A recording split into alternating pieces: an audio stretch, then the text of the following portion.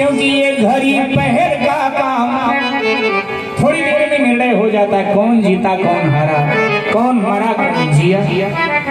तो सबसे बड़ा संग्राम क्या है? तो महाराज ने सुंदर बात कही, बोले गृहस्थ में लड़ना रण में लड़ना सहज है, क्योंकि घड़ी पहर का काम, लेकिन गृहस्थ में लड़ना कठिन है, यहाँ जीवन भर संग्राम।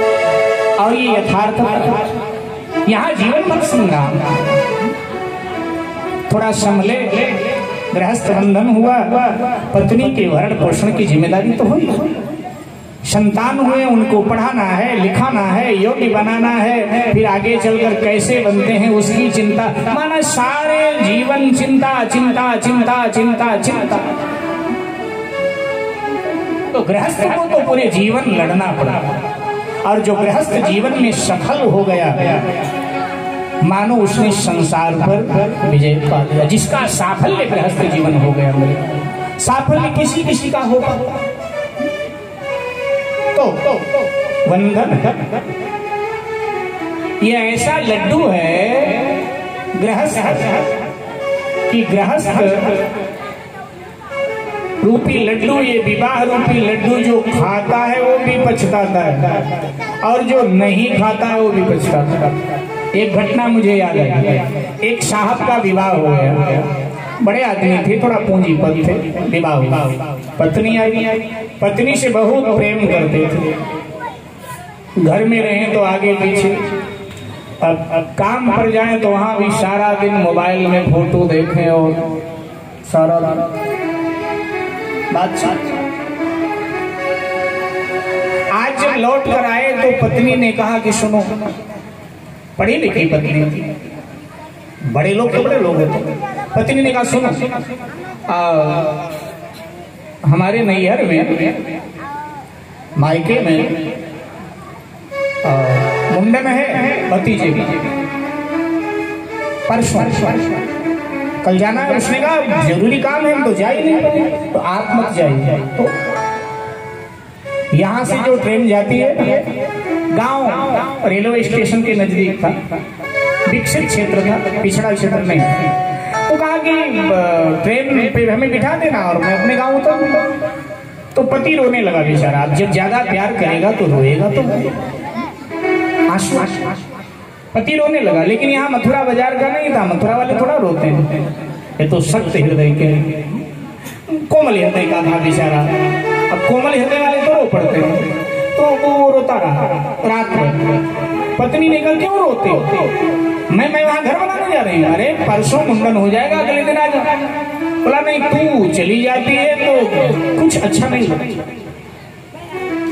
घर के दीवारों से बदबू आने लगती है, और मैं रहती हूँ तो अरे तू रहती है तो खुशबू आती है दीवारों से।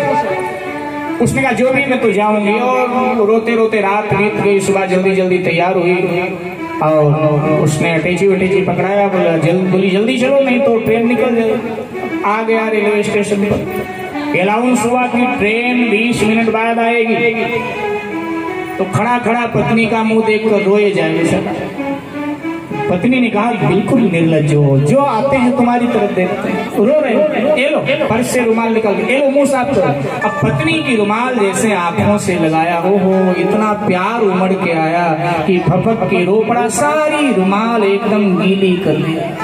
पत्नी ने रुमाल छीन लिया, निचोड़ा तो एक गिलास पानी, इतना रोया। तुम नहीं सुधरोगे, जाओ जाओ, उधर रोना है तो उधर खड़े होकर रो, और सुनो जब ट्रेन आएगी तो आकर मुझे बिठा, उधर जाओ। तो उधर गया तो देखा एक आदमी और रो रहा था, खड़ा हुआ, इसी की उम्र का था। तो इसने कहा कि भाई साहब आप रो क्यों रहे? उसने कहा तू क्यों रो रहा है, तू अपनी बता। तो इसने कहा जी मेरी घरवाली जो ट्रेन आने वाली है ना, इसी से नैहरे अपने जा रही है, मायके जा रही है, इस चक्कर में हम रो रहे हैं। बोले तेरी मायके जा रही तो इस चक्कर में रो रहा है, लेकिन मेरी इसी ट्रेन से मायके से घर आ रही है, मैं तो इस चक्कर में रो रहा हूं। आते ही घर को पुलिस स्टेशन बना देती। अब तक घर में शांति थी, आजादी से जी रहे थे, कोई टोका टाकी नहीं थे, आते ही हालत खराब। तो विवाह जो करता है वो भी पछताता है, और जो नहीं करता है वो भी पछताता है कि भाई न जाने क्या इसमें सुख होगा। कवि ने कहा कि मेरी इस आजाद रूह को यारब जिस्म मत देना, क्योंकि बड़े मुश्किल से काटी है सजाए जिंदगी मैंने। तो नारद जी कहते हैं आसान तो हो जाता है मन। हाँ, ये नारद जी के वचन है। तो लक्ष्मी जी से कहा मैं विवाह नहीं करूंगा, ये कहकर निकल गए। इधर भगवान ने अपनी दृष्टि घुमाई तो सृष्टि का खेल बदल गया। जिस रास्ते से नारद जी जा रहे थे 100 योजन लंबा चौड़ा एक नगर बसा है, श्रीनिवासपुर के अधिक, माने वैकुंठ से भी अधिक दिव्य और सुंदर रमणीय नगर सजा हुआ। वहां का राजा शील निधि है, उसकी बिटिया विश्व मोहिनी है स्वयंवर। नारद जी ने लोगों से पूछा, विवेक नारद जी का शोक है। नारद जी ने लोगों से पूछा ये कौन सा नगर? अभी इसी रास्ते से गए थे तो कोई नगर नहीं था। नारद जी को विचार करना चाहिए, इतनी देर में इतना बड़ा नगर बन ही नहीं सकता, लेकिन विवेक सो गया। ये कौन सा नगर है? द्वारपालों ने कहा कि देखो यहाँ का राजा शील निधि है, ये उसकी राजधानी है, उसकी बिटिया का स्वयंवर है विष्णु। अच्छा स्वयंवर है? हाँ हाँ। नारद जी को लगा देखो काम को शिव ने जीता, मैंने भी जीत लिया, लेकिन शिव की बराबरी में एक चीज की कमी है। क्या? शिव के पास पार्वती जैसी सुंदर स्त्री है और अपने पास कोई स्त्री है नहीं। तो मैं भी, शिव ने भी